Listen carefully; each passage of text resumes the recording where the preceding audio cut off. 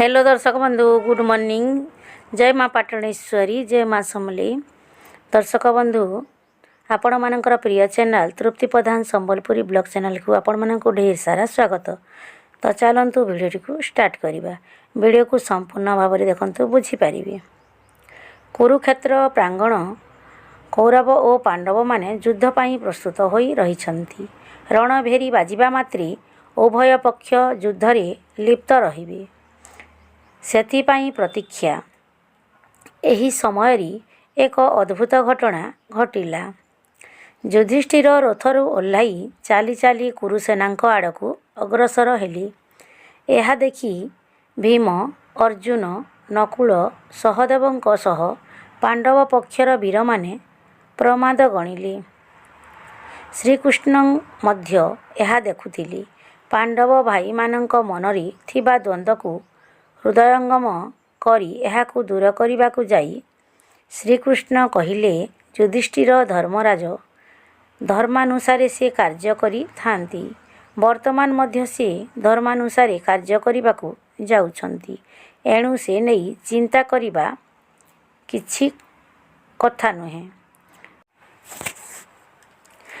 युधिष्ठिर चाली चाली निज आड़कू आसुथिबार देखि दुर्मति दुर्योधन बेश उत्फुल्ल होई उठिले।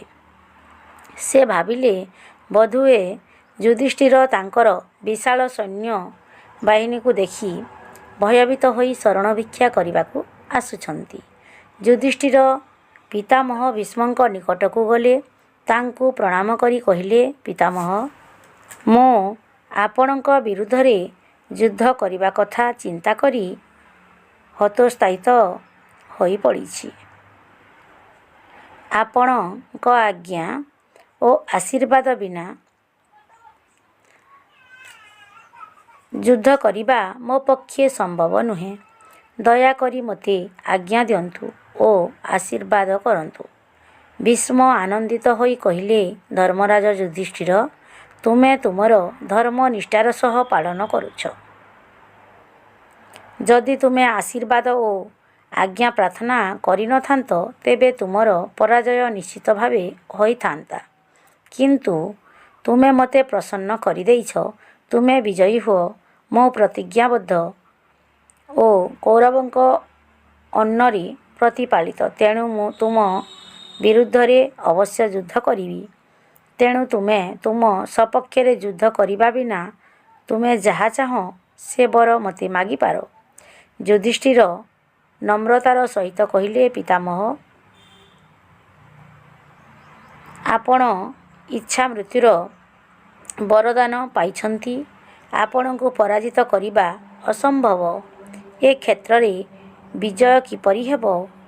यह सुनी भीष्म कहिले, एही प्रश्नर उत्तर तुमे परे पाइबो, जहा आपणकर इच्छा कही युधिष्ठिर पुणी प्रणाम करी गुरु द्रोणाचार्यंक निकट को गले।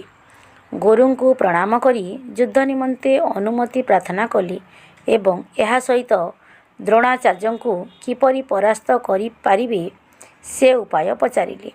द्रोणाचार्य कहिले, युधिष्ठिर, जे पर्यंत मो हाथ रे अस्त्र थिबो से पर्यंत मते केही परास्त करि पारिबे नाही।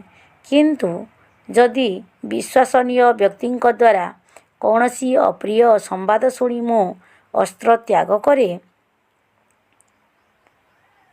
तेबे यह संभव होई पारी। सही समय रे मते हत्या करा जाई पारी। यह ही मोर पराजयर उपाय। युधिष्ठिर पहुँचिले कृपाचार्यंक निकटरे। कृपाचार्य कुलगुरु थिले। तांको ठारु मध्य आशीर्वाद भिक्षा कले। किंतु मृत्युर उपाय अथवा युद्ध रे पराजयर कौशल संपर्क रे पचारि पारिले नाही। कारण इच्छा विरुद्ध रे युद्ध जय निमित्त भीष्म और द्रोणंक मृत्यु रहस्य पचारि थिबारु तांकर अंतर दुख रे भरी जाइथिला। यह लक्ष्य करी कृपाचार्य सदय होई कहिले, वत्स, मु कथा देउछि तुमर विजय पथरे मो प्रतिबंधक हेबि नाही। ତୁମର ବିଜୟ ନିମନ୍ତେ ଈଶ୍ୱରଙ୍କଠାରେ ମୁଁ ପ୍ରାର୍ଥନା କରୁଛି। ଯୁଦ୍ଧରେ ବିଜୟୀ ହେବା ନିମନ୍ତେ ଗୁରୁଜନମାନଙ୍କ ଆଶୀର୍ବାଦ ଓ ଆଜ୍ଞା ପ୍ରାର୍ଥନା ଭିତରେ ନିହିତ ଥିଲା ଯୁଧିଷ୍ଠିରଙ୍କ କର୍ତ୍ତବ୍ୟ ଓ ଧର୍ମ। ଏହା ସେ ପାଳନ କରି ବିଜୟୀ ହେବାର ପଥ ପରିଷ୍କାର କରିଥିଲେ। ଗୁରୁଜନଙ୍କ ଆଶୀର୍ବାଦ ସର୍ବଦା ମଣିଷକୁ ସଫଳକାମୀ କରାଇଥାଏ।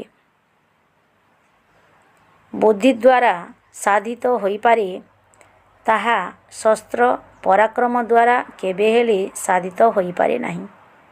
ଆଶା କରୁଛି ଆଜିର ଭିଡ଼ିଓଟି ଆପଣମାନଙ୍କୁ ନିଶ୍ଚିତ ରୂପେ ଭଲ ଲାଗିଛି। ଯଦି ଭଲ ଲାଗିଛି ତାହେଲେ ଭିଡ଼ିଓକୁ ଗୋଟିଏ ଛୋଟିଆ ଲାଇକ୍ ନିହାତି କରନ୍ତୁ। ଭିଡ଼ିଓକୁ ଅଧିକ ମାତ୍ରାରେ ସାଙ୍ଗସାଥି ବନ୍ଧୁବାନ୍ଧବମାନଙ୍କ ପାଖକୁ ସେୟାର କରନ୍ତୁ। କମେଣ୍ଟ ଦେବାକୁ ଭୁଲନ୍ତୁ ନାହିଁ। ରହିଲି। ଜୟ ମା ପାଟଣେଶ୍ୱରୀ, ଜୟ ମା ସମଲେଇ।